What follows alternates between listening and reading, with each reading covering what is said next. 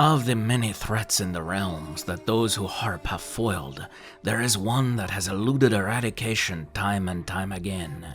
With new word of this force on their eyes again, some of the high harpers believe that a new cycle of conflict is about to begin, and we must be prepared to face it once more.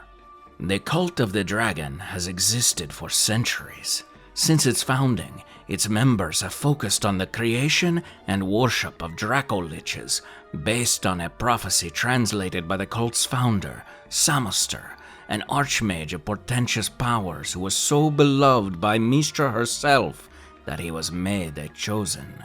Samaster's origins and downfall are matters of interest for the lore masters, but suffice it to say that his sanity could not contain the immense power that came with being a chosen.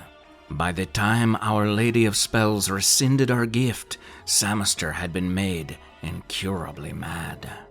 Suffering from terrible delusions, the mad archmage believed himself to have special insights into the future of Toril, its people, and even the gods, so he began collecting the works of oracles and translating them to know its fate. It is said in the pages of one of those tomes, Magnus's Chronicles of Years to Come, that Samaster discovered a cryptic prophecy that he believed was the destiny of all.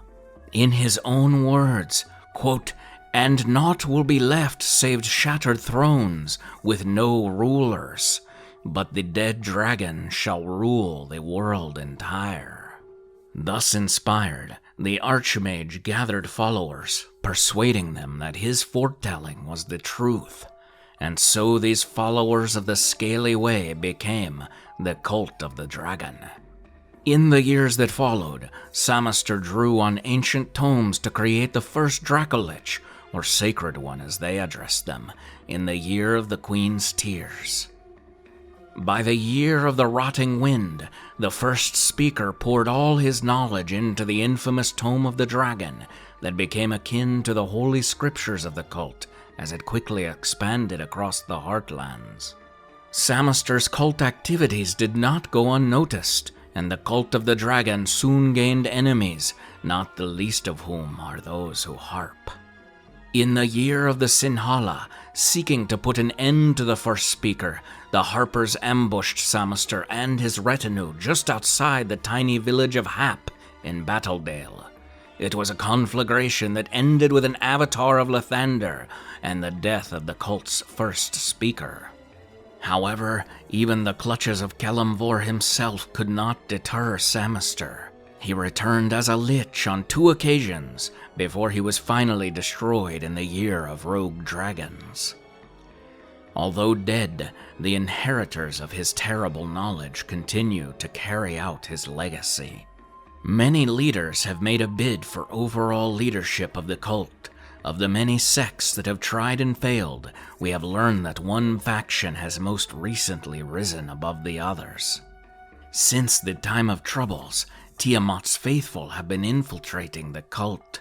Although the Dark Lady's followers were opposed by the upper echelons of the cult, Tiamat was warmly received by a significant minority of lesser-ranking, disillusioned cultists who accepted her as the undying queen of dragons. Among them was a young cultist named Severin who, inspired by Tiamat, re-examined the very text translated by Samaster and made a discovery. His interpretation read thusly, quote, "Naught will be left save shattered thrones, with no rulers but the dead. Dragons shall rule the world entire." Unquote. With these words, Severin reshaped the cult, and, under his leadership, most cultists are now devoted to Tiamat. Despite its desire for secrecy, its existence is not. Most folk of the Sword Coast have heard of the cult, as it is always in need of new members to carry out its plans, and recruits new members in major cities, so word quickly gets around. Most join the organization only for the power and coin, while others are attracted by the macabre rituals the cult engages in. As raw recruits, initiates have no rank and follow the orders of their superiors. Only initiates that prove their worth are allowed to advance in rank based on their merit and fanaticism. An initiate that attains the first rank is called a Dragon Claw, followed by the second rank of Dragon Wing, then onto the third rank of Dragon Fang, then they finally reach the fourth rank of Dragon Soul. Dragon souls with the affinity for talking to and negotiating with dragons are promoted to become a wearer of purple, the leaders of the cult. The words of a wearer of purple are law, and only they can promote a cultist through the ranks. Reports indicate that there are dozens of wearers of purple spread throughout the cult, and all are in charge of a base of operations with the cult's resources at their disposal. Some of our reports suggest that there is a secret inner circle in the cult that rises above the wearers of purple, and it is they who decide who among the dragon souls would wear the purple robes.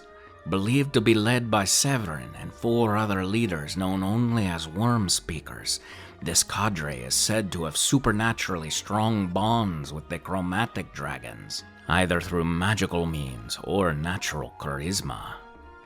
Followers of the Scaly Way are divided into autonomous cells, with any given cell having from a few low-ranking cultists under a single wearer of purple to hundreds of cultists of various ranks under multiple wearers of purple, depending on its relative importance in the cult's great schemes. The majority of cult cells feed the dragon cult's coffers through banditry, blackmail, drug running, extortion, and kidnapping. However, many cultists engage in legitimate business or are assigned to academic research for knowledge that would further their cause. More recently, the cult's activities are becoming more visible across the Sword Coast.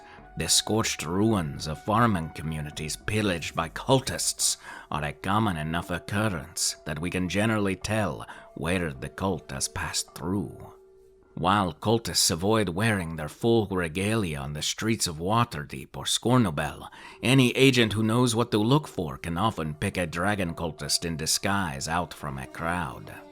Dragon-themed symbolism and iconography pervade the cult's official regalia, black clothing that features a cape or cloak cut to resemble dragon wings, festooned with jewelry and draconic imagery, reflecting the wearer's favorite type of dragon.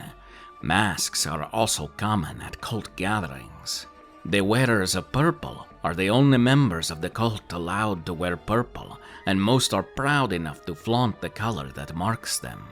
Another way to spot cultists is if they greet each other with the sign of Tiamat, right hand extended, palm forward, all 5 fingers spread in imitation of Tiamat's 5 heads. We Harpers have battled the cult of the dragon since its inception. Some individual Harpers have dedicated their entire lives to identifying and stopping cult agents, or even infiltrating cult cells by joining them.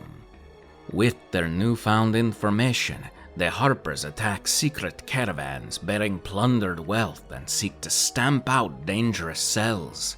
These attacks have drawn the cult and the Harpers into a shadowy conflict that takes its toll on our ranks for the price of wiping out many of the weaker cult cells.